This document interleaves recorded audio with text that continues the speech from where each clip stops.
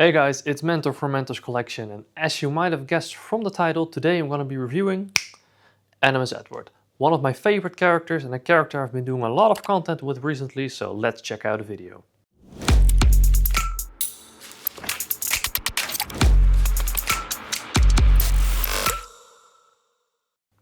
So Animus, as you can see, you probably understand why this is one of my favorite anime statues and one of my favorite AC characters ever, because I've enjoyed Black Flag, and if the rumors are true, I really hope we're gonna get some sort of a remake or a remaster, whatever it is, just something Black Flag related would be super cool.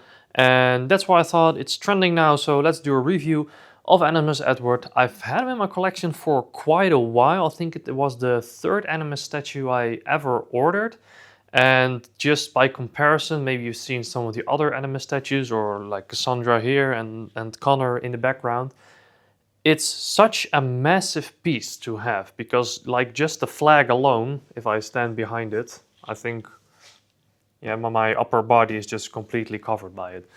And they did an amazing job on the colors. I really like the turquoise color on the flag and on the water. And we're gonna do some close-ups and we're gonna talk a little bit about the statue. I'll also do a little size reference at the end of the video, because just standing next to it doesn't do it justice with how big it is. I'll just put a little PVC statue next to it, and I also have the McFarlane Edward Kenway statue. For those who have that, then you can see how big it is. But maybe let's do some close-ups, and if you stick around until the end, I might show some of the costumes I got. People saw them on my socials, have been asking for it to show. I'll do content with it later together with Rick from RBF Productions, but let's get close up to the statue first. I am going to be a little bit of a lazy videographer today. I already made a cinematic video of him, like a commercial type video. It's already on my page, so I do already have some of those close-up shots. I'll put them in it as well, but let's get up to the close-ups. As you can see, they did an amazing job. They even got the scar on his nose, of course his blue eyes, and the beard also matches perfectly with him. And then you also have the little strain of hair. And then if you can see it, let's try to get the focus on it, on the hoodie. You can really see that they did some of the weathering, like it's not completely white. It's a bit dirty, just not a plain white hood. Then we go to the torso, where which you have two of his guns. I put them in the same way as PureArts has them. You can also take this one out and turn it around to have the beautiful side, as I put it, on it, but I put them in how they did it. You also have the belt buckle, which I also have in life size, and I'll show you a little bit later. And then of course you have the blue collars and the leather all over him. And this is actually still resin, all this stuff, but the cape on his back is from a different material. We'll get to that a little later. And Edward didn't only have two guns, not three guns, he had four guns. So here we have the nice and detailed version in his hand. I really like the details on the shaft of this gun, which is really cool. So you just have a little different gun than the one he has on his chest. And then of course you also have his hidden blades. This hidden blade is the easiest to show because the other one is on the inside of his hand. But look at that. Isn't that amazing? Talking about hidden blades, if you're interested in really cool hidden blades, then I have a tip for you. Go and check out Raw Ice Productions on social media, or check out his website. I'll put the links in the description down below. This is not sponsored, but he really makes these cool hidden blades, which you can just wear for the cosplay. I don't have a brace and the ring on it, so I'll just put on the wire. You can just the sound is satisfying, right? I'll put it a little closer. Okay, I have to do it mirrored, but check it out. It even shines. So as I said, Raw Ice Productions on Instagram. I'll put the link down in the description. Maybe one of my favorite parts of this statue really is the water and the detail on the base. I love Edward Kenway, I love the flag, we'll get to that a little later. But I really love the details on the base. I'll put some shots in it, like I said, that I did with the cinematic video I made. But just incredible. Like I'll take this one. Well, my English is terrible today. This one you can just take it off the base, and I'll put it closer. I mean, how cool is this? You can just take these parts off, put them on very easily, and this way they are less likely to get damaged during shipping. So let's put this back. So let's put this back over here where it belongs. And here we have a part of the base and also the button for the lights, which is located here. You can press it and the lights will go on. I'll show you the lights later when I turn the lights off here. And of course it is a jackdaw, so we have half of the text on it. If someone from PureArts is watching, I would say fill up the other half of the jackdaw with a diorama of Blackbeard.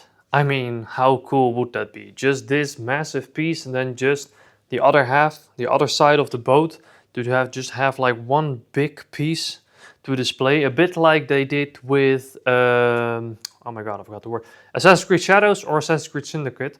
Those are also really big diorama statues, 1 to 4. I would like one with Blackbeard, that would be awesome. But anyway, let's continue with some of the close-ups. So I already showed you this guy, but let's turn it around a little bit because there is another one. So here we have it on the side. You have those gold details that go across the boat. Very cool. I never managed to keep them intact when I was playing AC Black Flag and singing the sea shanties. But also this character here just pops off and there you have him. So it doesn't get damaged with shipping. It has a magnet on the back with the number corresponding to the number. Let me focus. Can we see it? Corresponding with the number over here. So it makes for an easy assembly. Let's put him back. And the same goes for this wave underneath. This is actually part of the stand. It stands on this. If you tilt the statue back, you can pull it out. It will not fall for now. And also here we have the number. Whoa. Everything is mirrored when I do it like this. With a magnet, so it doesn't unlock by itself. Check how cool this is. Like the colors and everything. I absolutely love it. Let's put this one back. Tilt the statue up just a little bit.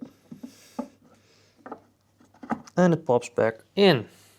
We also have the cannon on the statue, of course, which is detachable. With a magnet you can just pick it up. There's a magnet underneath, which locks it in place. I mean, very cool extra detail on it. I'll put it a little closer. So, that's me. Like this, here we have the cannon with the fuse to light it. Don't do it because it will burn and smell like rubber.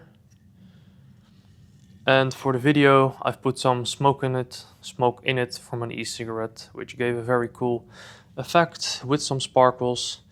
And when you want to put it back, I'll tilt the camera down. There we go. And you can just hear it. And there it locks in place. And on the back we have escape, and as you can see, that's not completely made from resin. Might be a bit dusty.